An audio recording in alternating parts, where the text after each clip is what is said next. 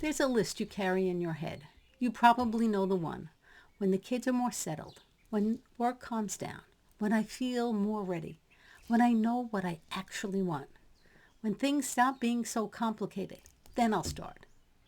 I've sat with a lot of women over the years who are waiting for the right time to stop waiting for the right time.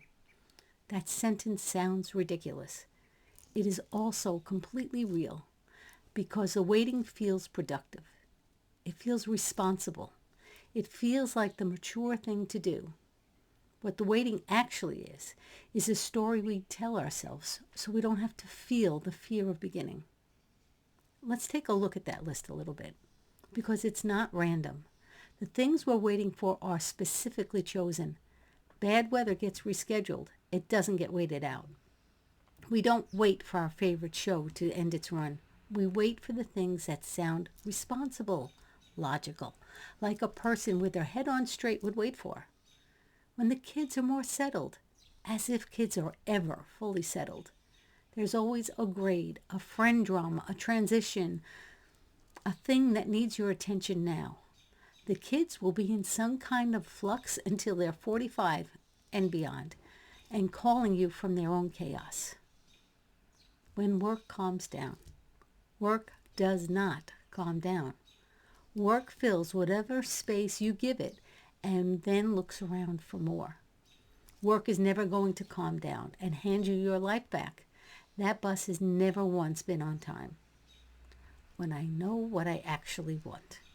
This one is sneaky because it sounds like wisdom, like you're being thoughtful instead of avoidant. You mostly figure out what you want by trying things, not by thinking about trying things. Clarity comes from motion, not from more waiting. How about when I feel ready? Ready is not a feeling that arrives. Ready is a story we tell ourselves after the fact. You were not ready on that first day of your first job. You were not ready the day you became a mother, or a daughter without a mother, or a person starting over in a life that looked nothing like the one you planned. You were not ready, and you did it anyway, because you had to. The secret is that you can choose to do it anyway, even when you don't have to, even when waiting is still an option. The excuses are not stupid. They feel real because the fear underneath them is real. But the excuse is not the reason. The excuse is just the fear in a blazer, looking very official, nodding at you very seriously. You can thank it for its input and start anyway. I want you to think back, really think back, to a decision you made when the conditions were finally right. The timing was good, the circumstances lined up, and off you went. Now think about what led up to that. Wasn't there a version of you, maybe 6 months or a year earlier, who already knew, who already felt that pull, who already started quietly planning, even if she hadn't admitted it yet? The right time rarely simply arrives. Most of the time, we just finally get tired of waiting for it. Research on decision making backs this up. When we postpone action, waiting for perfect conditions, we're not being strategic, we're managing anxiety. That delay feels like wisdom. It isn't always. There's a reason I wrote about this in Permissions to Start Over. The fear doesn't go away when you finally begin to decide. No, wait a minute, I said that backwards. The fear doesn't go away when you finally decide to begin. It just moves to the passenger seat. You're still the one driving. Nobody tells you this part. Starting before you're ready doesn't actually look like a leap. It looks like enrolling in the class before you feel smart enough, sending that email before you feel qualified, showing up to the meeting before you have everything figured out, making one move in the general direction of the thing you want while still being thoroughly unsure. It looks imperfect and uncomfortable and sometimes faintly ridiculous. It looks like doing it anyway. I went back to school at 50, not because the timing was good. it wasn't.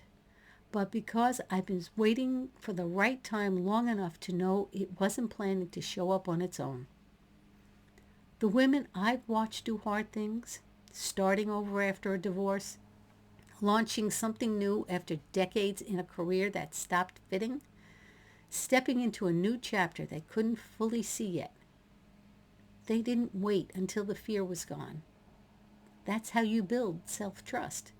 Not by waiting until you're sure, but by doing the next thing anyway. What you're really waiting for is permission. Not the right conditions, not more certainty, not a clearer sign. Permission. Permission to be imperfect at it. Permission not to have all the answers. Permission to be in the messy, awkward beginning of something without knowing how it ends. So consider this yours. You don't have to figure it out to start. You don't have to feel ready. You don't have to know exactly where it leads. You just have to be willing to stop waiting long enough to take one real step. The right time? It's already here. It just doesn't feel the way you thought it would. If you want to take the next step alongside women who are doing the exact same thing, messy, uncertain, and moving anyway, come find us in the Thrive Hive. We are very good at showing up for before we feel ready and very bad at being perfect. See you soon.